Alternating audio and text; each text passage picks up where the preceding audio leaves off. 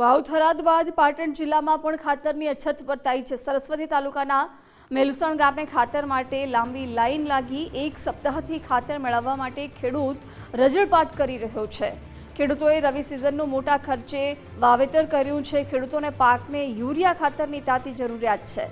ઘઉં, એરંડા, તમાકુ, રાયડો સહિતના પાકનું વાવેતર કર્યું છે। ખાતરની અછતના કારણે પાક નિષ્ફળ જાય તેવી ખેડૂતોમાં ભીતિ છે। વીઘા દીઠ 4 થી 5 બોરી યુરિયા સામે માત્ર 1 જ બોરી યુરિયા ખાતર મળે છે। સરકાર યુરિયા ખાતર આપે તેવી ખેડૂતોએ માંગ કરી છે।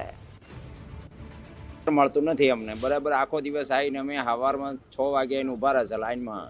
એક થેલી મળે છે અને થેલી આપવાનો ટાઈમ થાય, અમારો નંબર આપવાનો થાય ને ખાતર પણ થઈ રહે છે બરાબર છે। ફેર પાછા આવીને જતા રહીએ, આવું થાય છે પોઝિશન। શું વાવેતર કર્યું છે દાદા? ઘઉં ને એરંડા। કેવી જરૂર હોય છે ખાતર? બહુ જરૂર તો હોય છે। અત્યારે તો અમારે બહુ જરૂર છે। કેટલા ખાતરની થેલીની જરૂર હોય? કેટલી અત્યારે તો 10 થેલીની જરૂર છે પણ મળતી નથી ને શું કરવાનું। ખાતર હારું કેટલા ટાઈમથી આવ્યો છો? 100 વાગે આવ્યા કેવી તકલીફો પડી રહી? તકલીફ તો હાલ જબર છે।